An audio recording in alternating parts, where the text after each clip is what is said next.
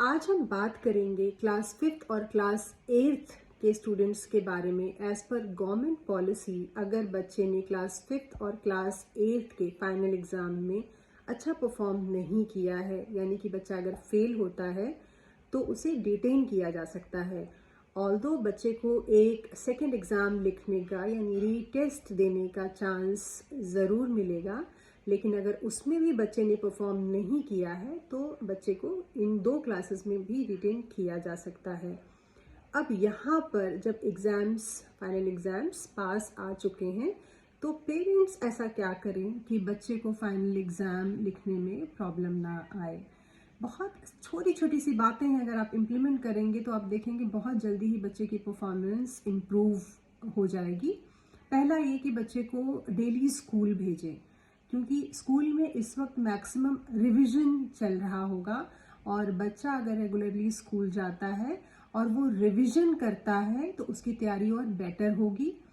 दूसरा, जब बच्चा घर आता है तो सेल्फ स्टडी से बच्चा बचे। सेल्फ स्टडी उन बच्चों के लिए बेटर होता है जिन बच्चों की प्रिपरेशन पहले अच्छी हो चुकी है, यानी जिनके कॉन्सेप्ट्स क्लियर हैं। अगर वो बच्चे सेल्फ स्टडी करते हैं तो उनका रिवीजन हो रहा होता है, तो उनके लिए तो ठीक है।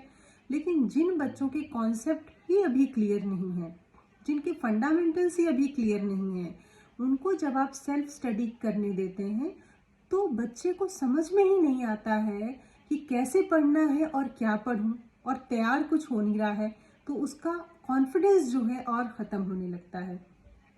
यहाँ पर पेरेंट्स को ये करना है कि 1-to-1 हेल्प प्रोवाइड करिए बच्चे को, यानी कि साथ में लेकर के बैठिए।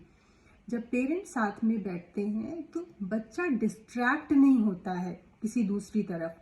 साथ में बैठे हैं तो फोकस रहता है अपनी पढ़ाई की तरफ।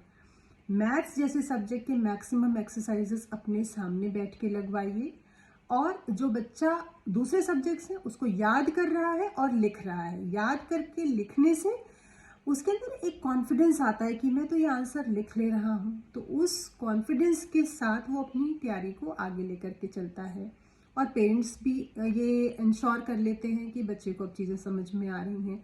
नेक्स्ट डे वो स्कूल जाता है, फिर रिवीजन करता है, घर आता है, उसके बाद आप साथ में बैठते हैं, एक्सरसाइजेस लगवा रहे हैं, याद कर रहा है और आप उसको लिखने को दे रहे हैं। इस तरह से जब आप कम समय में प्रिपरेशन करवाएंगे तो आप देखेंगे कुछ टाइम बाद जो उसके फाइनल एग्जाम्स हैं उसमें उसकी परफॉर्मेंस 100% इम्प्रूव होगी। यानी कि सेल्फ स्टडी से थोड़ा सा उसको दूर रखते हुए 1-to-1 हेल्प प्रोवाइड करके घर और स्कूल दोनों में आप बच्चे की परफॉर्मेंस क्लास 5th और क्लास 8th में इम्प्रूव कर सकते हैं।